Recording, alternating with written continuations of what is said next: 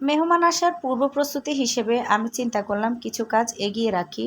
তো সেই চিন্তা থেকে আগের দিন বিকেলে আমি মোটামুটি মাছ মাংস যা যা এনেছিল সব কিছু ধুয়ে চিন্তা করলাম কি রান্না করা যায়। তো সেদিন আমি মেহমান আসার আগে আগে কি রান্না করেছিলাম, কি কাজ এগিয়ে রেখেছিলাম রান্না করার, সেটাই আজকে আপনাদের সাথে এই ভিডিওতে শেয়ার করব। হ্যালো এভরিওয়ান, আশা করি আপনারা সবাই অনেক অনেক ভালো আছেন। আপনারা যে যেখান থেকে আমার ভিডিওটি দেখছেন আপনাদেরকে অসংখ্য ধন্যবাদ এবং আপনাদের প্রতি রিকোয়েস্ট রইল ভিডিওটি না টেনে সম্পূর্ণ ভিডিওটি দেখে একটি লাইক, কমেন্ট এবং শেয়ার করতে ভুলবেন না। তো এই তো দেখতেই পাচ্ছেন আমার রান্নাঘরের কাজের অংশ হিসেবে আমি প্রথমে চুলাতে একটি হাঁড়ি বসিয়ে দিয়েছি এবং সেই হাঁড়িতে রান্নার জন্য আমি পরিমাণ মতো তেল দিয়ে নিয়েছি এবং তেল দেয়া হলে আমি এর মধ্যে পেঁয়াজ ভেজে নিয়েছি। পেঁয়াজটা যখন অনেক ভালো করে ভাজা হয়ে গিয়েছিল তখন আমি এর মধ্যে আদা বাটা, রসুন বাটা এবং পেঁয়াজ বাটা এই 3টি উপকরণ দিয়ে দিয়েছি। আপনাদের সাথে তো বলতেই ভুলে গেছি আমি কি বসাচ্ছি। আমি আসলে গরু মাংসটা রান্নার জন্য হাঁড়ি বসিয়েছিলাম আর এই ভিডিওটা মোটামুটি গরুর মাংস রান্নার ভিডিও।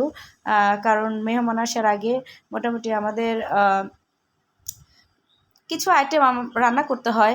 তো রান্নার সময় দেখা যায় যে গরু মাংসটাই হচ্ছে বেশি সময় নিয়ে নেয়। তো আগের দিন যদি এটা করে নেওয়া যায় তাহলে মোটামুটি এটা অনেক সময় সাশ্রয় করে। তো এই তো দেখতেই পাচ্ছেন আমি চুলাতে যখন কড়াইটাতে আদা রসুন পেঁয়াজ বাটা দিয়েছিলাম তখন এটাকে আমি বেশ ভালো করে নেড়ে চেড়ে নিয়েছি। নাড়াচাড়া মোটামুটি হয়ে আসলে আমি এর মধ্যে দিয়ে দিয়েছিলাম গরুর মাংস। মাংসটা দিয়ে সেরে আমি এর মধ্যে দিয়েছি শুধুমাত্র একটু লবণ, পরিমাণ মতো লবণ এবং হচ্ছে পরিমাণ মতো হলুদ।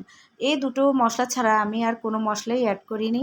আমি এই দুটো মশলা দিয়েই মোটামুটি ভালো করে কষিয়ে একটু ভাজি ভাজি কালার যখন এসেছে তখন এর মধ্যে আমি ধনিয়া গুঁড়া, জিরার গুঁড়া এবং মরিচের গুঁড়া দিয়েছি।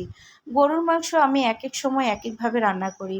কখনো সব মশলা মেখে বসাই, কখনো তেলের মধ্যে মশলা কষিয়ে বসাই, কখনো এভাবে বসাই। এক এক সময় এক একভাবে বসাই। আসলে আমার কাছে মনে হয় গরুর মাংসটা যেভাবেই রান্না করুক খুব টেস্টি হয়। যদিও আমি হচ্ছে মাছ খুব পছন্দ করি, মাংস অতটা ভালোবাসি না, তারপরেও হচ্ছে মাঝে মধ্যে বাচ্চাদের জন্য রান্না করতে হয়। তো এই তো দেখতে পাচ্ছেন আমার মাংসটা বেশ ভালো একটা কালার এসেছে এবং বেশ ভালো করে কষানো হয়েছে। আমি মাংস নেড়ে দিচ্ছিলাম, আবার ফাঁকে ফাঁকে আমার পাশের চুলায় মাছ ভাজি হচ্ছিল, সেটাও হচ্ছে উল্টে দিচ্ছিলাম। তো সেটা আর অতটা শ্যুট করা হয়নি, দু একটা শ্যুট মনে হয় নিয়েছি। আর কারণ মাংসটা এভাবে যখন বসাই তখন খুব ঘন ঘনই নাড়তে হয়, কারণ না নেড়ে দিলে মশলাটা নিচের দিকে পুড়ে যায়। আর মাংসের মশলাটা যদি পুড়ে যায় তখন মশলাটা একটু খেতে ভালো লাগে না, তিতা তিতা লাগে। তো হ্যালো ভিউয়ার্স, আমার ভিডিওটা আপনাদের কাছে কেমন লেগেছে কমেন্টস করে জানাবেন। আর আমার ভিডিওটিতে একটি করে লাইক, কমেন্ট এবং শেয়ার দিয়ে পাশে থাকবেন। আসসালামু আলাইকুম।